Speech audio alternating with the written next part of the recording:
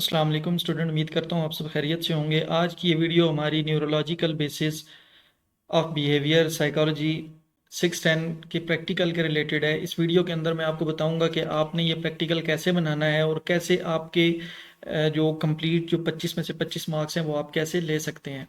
जैसे ही आप LMS open करते हैं तो एलएमएस के ऊपर ये आपकी असाइनमेंट आई होती है और इसमें बताया जाता है कि आपने लेसन 47 में जो प्रैक्टिकल 2 है उसको स्टडी करना है, या उसमें जो फॉर्मेट दिया गया है उसके अकॉर्डिंग आपने अपनी प्रैक्टिकल असाइनमेंट बनानी है। ठीक है, तो ये जो असाइनमेंट है इसका लिंक और ये जो फॉर्मेट है ये मैं आपको डिस्क्रिप्शन में भी दे देता हूँ और आप एलएमएस से भी डाउनलोड कर सकते हैं।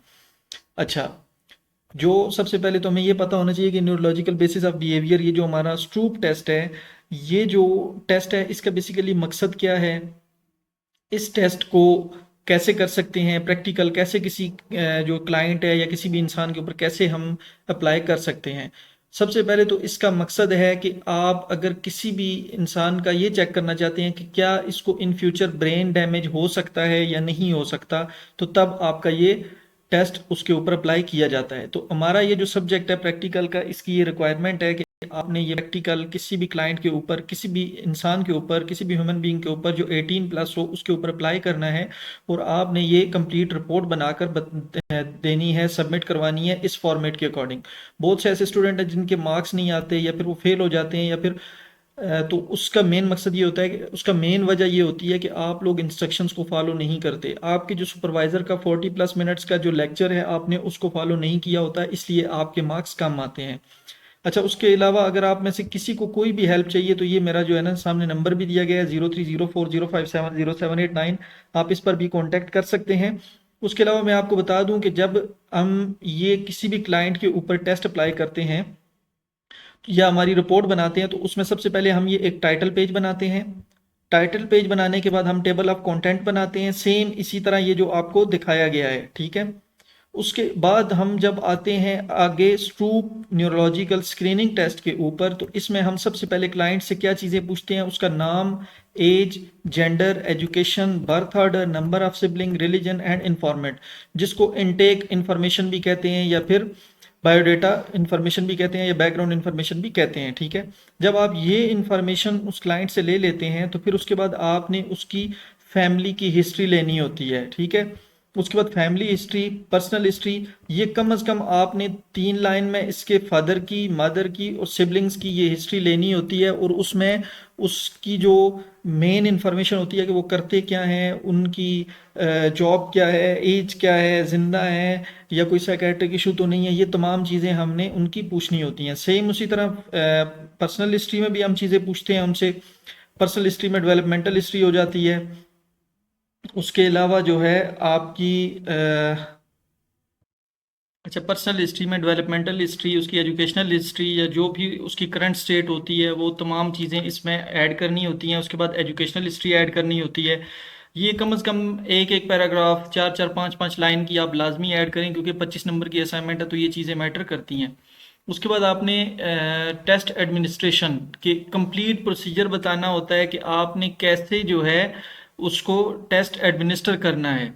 अच्छा, टेस्ट एडमिनिस्टर करने के लिए हमारे पास जो है दो तरह की जो हम देखते हैं ना SNTS फॉर्म में, इसमें हमारे पास ये एक फॉर्म होता है, ये कंप्लीट एक PDF है जिसमें आपने क्लाइंट को एक कलर जो है शीट दिखानी होती है, एक कलर वर्ड शीट दिखानी होती है। ठीक है, तो आपकी जो स्कोरिंग होती है वो यहाँ पर लिखा हुआ भी है कि आपने जो स्कोरिंग करनी है वो कलर टास्क की नहीं करनी होती, आपने कलर वर्ड टास्क की स्कोरिंग करनी होती है। कलर टास्क इसलिए करवाए जाते हैं ताकि क्लाइंट रेडी हो जाए कि मैं इस टेस्ट के लिए रेडी हूँ। ठीक है, जब आप कलर टास्क के भी 112 क्वेश्चन होते हैं और कलर वर्ड टास्क के भी 112 क्वेश्चन होते हैं, ये आप उससे पूछते हैं।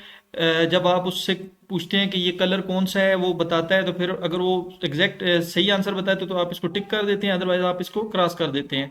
आप कलर टास्क और कलर वर्ड टास्क ये दोनों जो है 112 क्वेश्चन आप उससे पूछते हैं और ये पूछने के बाद आप ये फाइनलाइज करते हैं यहाँ पे ये फॉर्म दिया गया है, आप इस फॉर्म में लिखते हैं कि 112 क्वेश्चन मैंने पूछे, उसने कितने इनकरेक्ट रिस्पॉन्सेज दिए, तो टोटल स्कोर कितना आया। मतलब कि 112 में से फॉर एग्जांपल उसने 4 इनकरेक्ट दिए तो 108 स्कोर हमारा आ गया।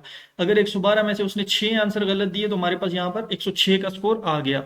जो हमारे पास कलर वर्ड टास्क का स्कोर आता है, फिर हम इसकी बेस के ऊपर ये परसेंटाइल और पीआर ब्रेन डैमेज निकालते हैं। अच्छा, मैं आगे आपको बताता हूँ कि बिहेवियरल ऑब्जर्वेशन और टेस्ट एडमिनिस्ट्रेशन में ये जो चीज़ें बताई गई हैं ये आपने लिखनी है। उसके बाद जब हम हमारे पास ये टेस्ट एडमिनिस्टर हो जाता है, हम उस क्लाइंट के ऊपर ये कलर वाली और कलर वर्ड टास्क वाली कंप्लीट जो है अप्लाई कर देते हैं, 112 हमारा क्वेश्चन पूछ लेते हैं, तो हमारे पास उसके बाद हमने क्या फाइंड आउट करना होता है रिजल्ट में, परसेंटाइल और पीआर ब्रेन डैमेज। वो किसकी बेस पे होता है, वो होता है यहाँ पे जो रा स्कोर आता है कलर वर्ड टास्क का, इसकी बेस पे। फॉर एग्जांपल हमारे पास रा स्कोर आया 106 और हमारे जो क्लाइंट है उसकी एज है 26, ठीक है। तो हम क्या करेंगे, हम सबसे पहले आएंगे परसेंटाइल वाले इस फॉर्म के ऊपर।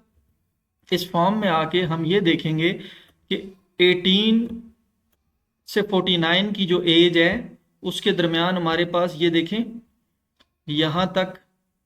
इस फॉर्म में हम आएंगे 18 से 49 वाले में 106 वाला रा स्कोर है।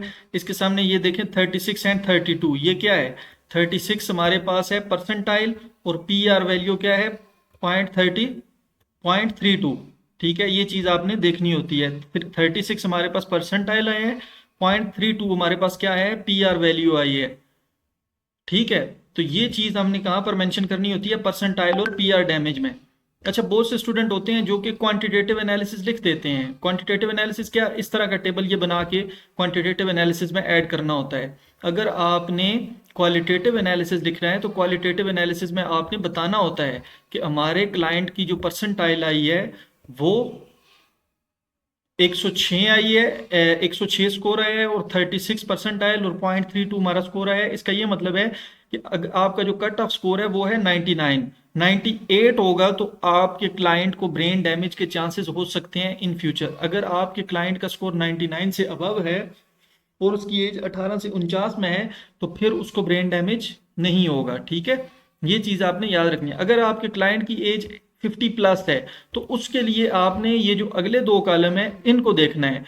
उसका कट ऑफ स्कोर क्या है, उसका कट ऑफ स्कोर है 62, 61, मतलब कि 61 आया तो आपके क्लाइंट का क्या होगा, इन फ्यूचर ब्रेन डैमेज हो सकता है। अगर 62 आया है, 63 आया है या 64 आया है तो इट मीन्स कि आपके क्लाइंट को ब्रेन डैमेज नहीं हो सकता। अच्छा, अगर फॉर एग्जांपल यहाँ पर तो 18 से 49 वाले में तो यहाँ पर ये परसेंटाइल दिया हुआ है, कुछ यहाँ पर परसेंटाइल नहीं दिया हुआ है, इट मीन्स कि आपने ऊपर वाला ही परसेंटाइल कंसिडर करना है।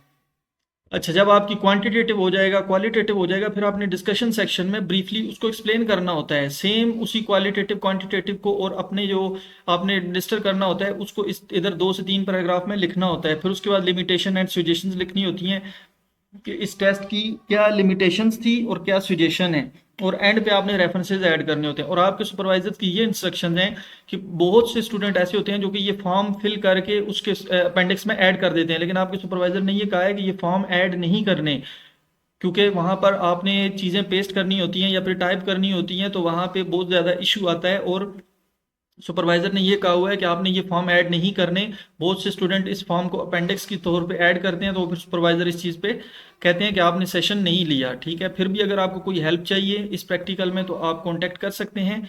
आपको कांटेक्ट नंबर दे दिया गया है। होपफुली ये वीडियो आपको फ़ायदा देगी। दुआओं में याद रखिएगा। अल्लाह हाफिज़, अस्सलाम वालेकुम।